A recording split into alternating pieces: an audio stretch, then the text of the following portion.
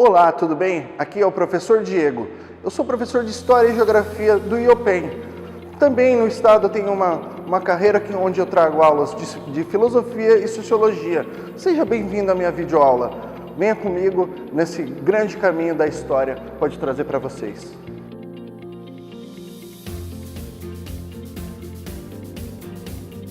Hoje estaremos falando sobre o quê?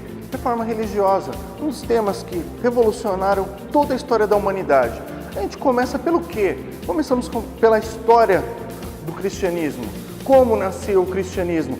Viemos aonde? A Jesus Cristo, o pai da religião. Ele traz seus ensinamentos, ele cria seus discípulos e seus discípulos saem pelo mundo, começam a levar sua palavra, aquilo que ele acreditava. Só que dentro da vertente da história, até o século III, são esses os cristãos que levam a palavra, que começam a ser perseguidos por Roma. Em Roma, o imperador Constantino, ele vê que o número de cristãos estava aumentando. Eles não tinham mais limite de aumento, estavam aumentando. E ele pressentiu o quê? Melhor parar essa perseguição, porque uma hora estoura uma guerra civil dentro do nosso país e eu não vou conseguir segurar esse problema. O que esse cara faz, meu? Ele puxa, vai lá, fala assim, não, vamos liberar o culto ao cristianismo dentro de todas as províncias do Império Romano.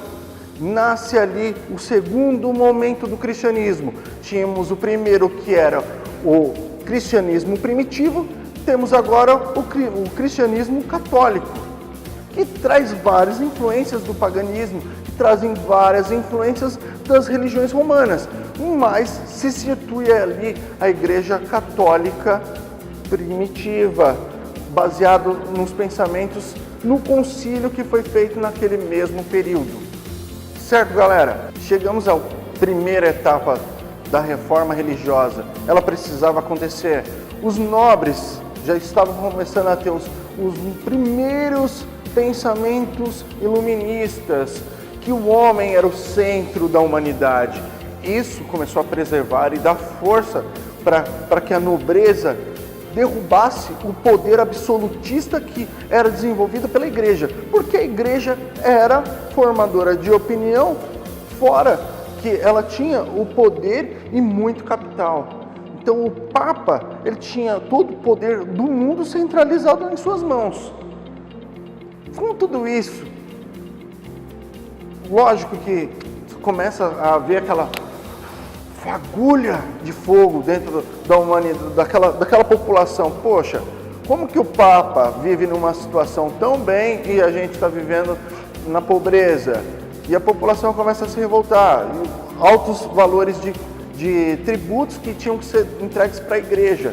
Então tudo isso começa a motivar que haja alguma mudança, que os cristãos eles cheguem a ser próximos àqueles que seguiram Jesus, que eram carpinteiros, que eram pescadores, que eram cobradores de impostos, pessoas simples. Então essa virada de chave acontece aqui.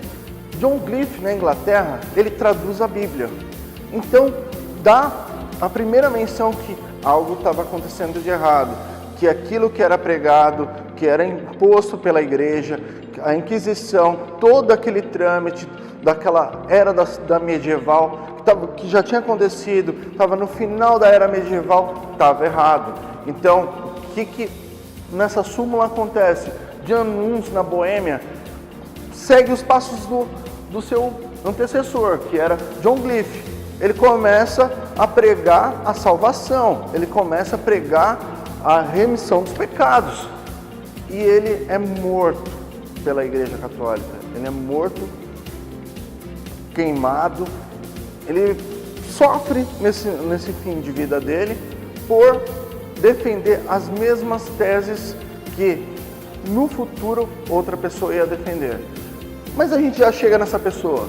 Voltando aqui, temos Thomas More e Erasmo Rotterdam, que eram católicos, não queriam a separação da igreja, mas já tinham visto que aquilo estava tudo errado. E começam ter vários concílios dentro da Igreja Católica para que houvesse mudanças, para que houvesse uma reforma dentro da própria Igreja e não tivesse essa separação. Mas foram pessoas que não foram escutadas.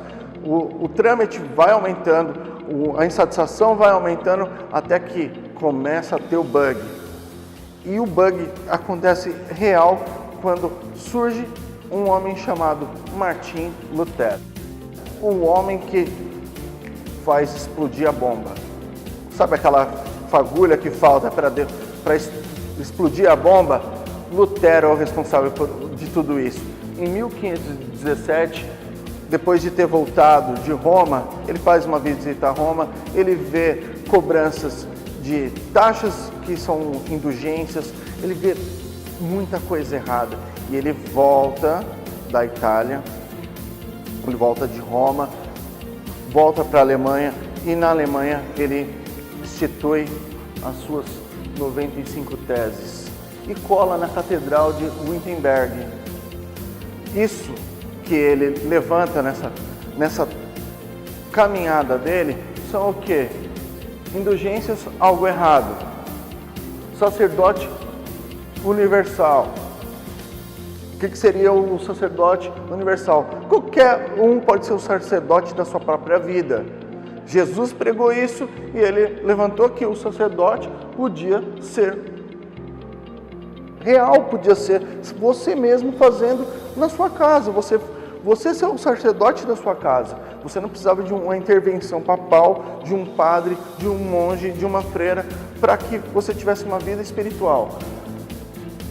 Autoridade da palavra revelada. Você, através da leitura da Bíblia, teria também revelações. Não precisava que ninguém lesse para você, que qualquer pessoa teria a possibilidade de fazer a leitura da Bíblia e ter a sua defesa sobre os seus pecados. Você saberia o que é pecado e o que não é pecado.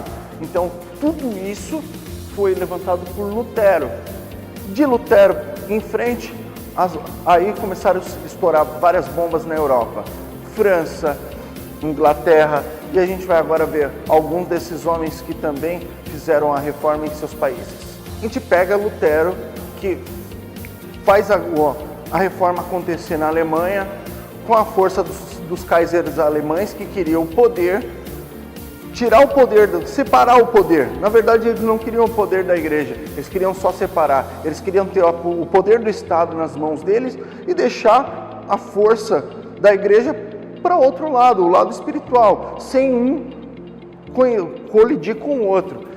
E acontecia muitas colisões. Então eles acharam melhor aceitar a religião de Lutero, formar a igreja luterana. Daí em diante eles ganham força, respiro. E outros governos também começam a apoiar novos conceitos de reforma. Igreja Anglicana, 1534. Temos o rei Henrique VIII. Ele era um cara muito esperto. Na situação que tudo aconteceu até por volta de 1531, quando ele rompe com a Igreja Católica, quais foram os acontecimentos que levaram à separação da Inglaterra com a Igreja Católica? O primeiro fato foi o veto papal, a separação com sua mulher. O Papa Clemente VII impediu que ele tivesse a separação com a mulher dele. Esse cara mirabolante fala assim, opa, peraí, então a gente corta os laços com a igreja, montamos a nossa própria igreja e acaba com o problema.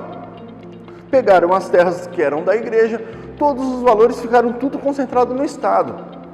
Ele praticamente se torna o primeiro sacerdote da igreja anglicana.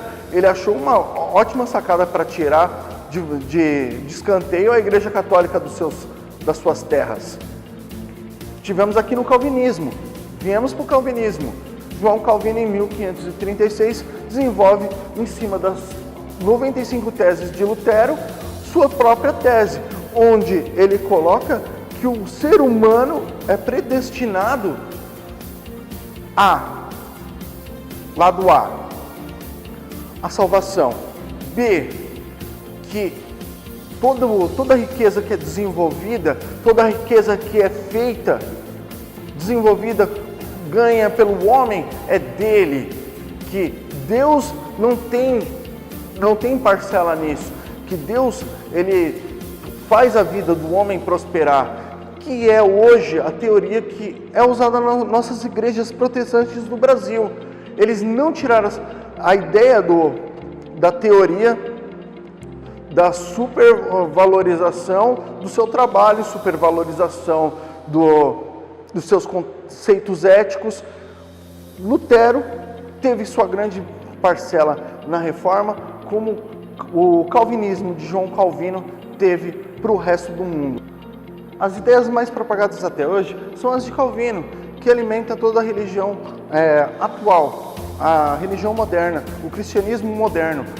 Mas, em vertente, não podemos esquecer de Lutero, que ele trouxe a reforma. Se não tivesse havido a reforma nos braços de Lutero, ele não tivesse feito as 95 teses, talvez ainda demoraríamos mais 50 a 100 anos para que houvesse uma verdadeira reforma. Então, temos que agradecer sim a Lutero pela sua força de vontade de revolucionar a igreja. Ele não tinha intenção de sair fora da igreja, ele só tinha intenção real de mudar o teor de como a igreja era absolutista, de como a igreja era ruim para a população. E ele não conseguiu, ele teve que separar, ele teve que rachar. Independente de tudo isso que ele fez, tudo que a gente tem dos governos absolutistas, das monarquias absolutistas, começa aqui, na reforma religiosa. Galera, espero que vocês tenham gostado dessa videoaula e teremos aí muitas novas videoaulas e você ainda pode estar tendo conteúdo completo vindo estudando no IOPEM. Tenho certeza que vocês vão gostar dos nossos professores e da nossa galera que é sempre bem esforçada e voltada aí para as academias militares. Vamos lá, muito obrigado.